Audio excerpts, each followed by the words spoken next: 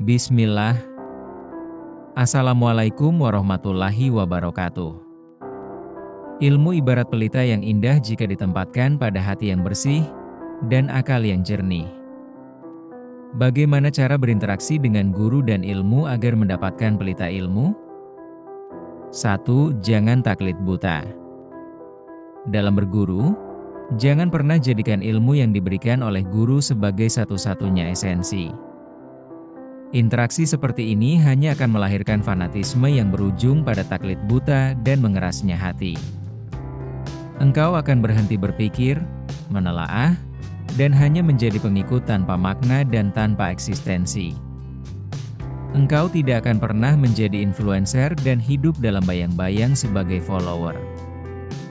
Sifat seperti ini dilarang Allah Subhanahu wa Ta'ala yang diterangkan dalam Al-Quran Surat Al-Isra ayat 36. Dan janganlah kamu mengikuti apa yang kamu tidak mempunyai pengetahuan tentangnya. Sesungguhnya pendengaran, penglihatan dan hati, semuanya itu akan diminta pertanggungjawabannya. 2.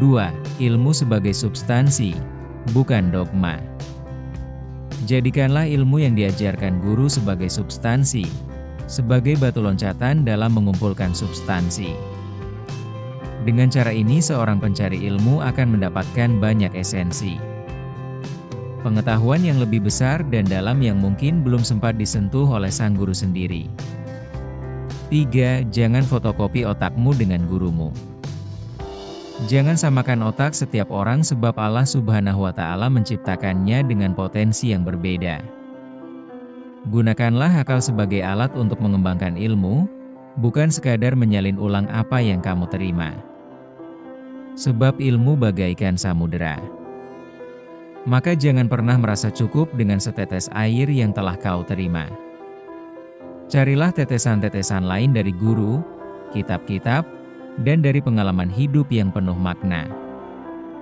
Allah Subhanahu wa Ta'ala berfirman, dan di atas setiap orang yang berpengetahuan itu ada yang lebih mengetahui. Al-Quran Surat Yusuf ayat 76. 5. Manusia tercipta untuk mencari ilmu. Salah satu hikmah dari penciptaan manusia adalah untuk mencari ilmu. Allah ingin hambanya mengenalnya lebih dalam, melalui ilmu.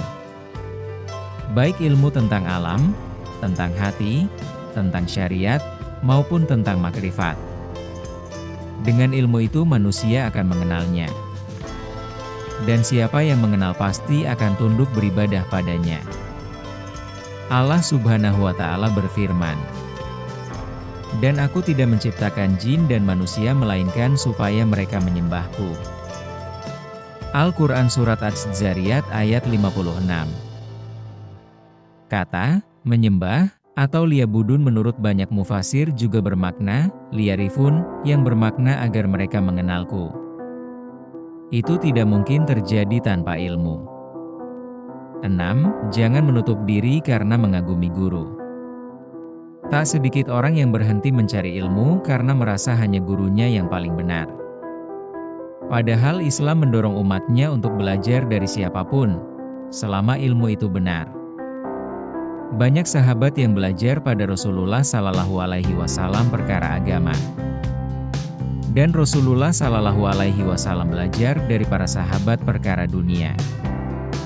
Artinya Rasulullah Sallallahu Alaihi Wasallam belajar kepada siapa saja. Hikmah adalah milik orang beriman yang hilang. Maka dimanapun ia menemukannya, ambillah. Hadis riwayat Tirmidzi dengan derajat hasan. 7. Adab kepada guru, namun jangan fanatik. Bersikap hormat kepada guru adalah kewajiban. Namun fanatik pada guru hingga bertentangan dengan Al-Quran dan Sunnah adalah kesalahan. Seorang murid tetap harus mengedepankan kebenaran di atas kedekatan. Imam Asy-Syafi'i rahimahullah berkata, setiap orang bisa diambil dan ditolak pendapatnya, kecuali penghuni kubur ini. Sambil menunjuk ke makam Rasulullah Sallallahu Alaihi Wasallam. Kesimpulan dan penutup. Ketika engkau berguru, Jangan hanya mengejar kedalaman ilmu, tapi carilah keluasan wawasan. Jangan hanya mengejar kecerdasan, tapi dapatkanlah cahaya dari lurusnya pemahaman. Dan jangan pernah merasa puas mendalami sampai Allah mewafatkan. Jika video ini bermanfaat, bantu sebarkan. Klik like, subscribe, dan aktifkan loncengnya agar tak ketinggalan konten dakwah selanjutnya. Wassalamualaikum warahmatullahi wabarakatuh.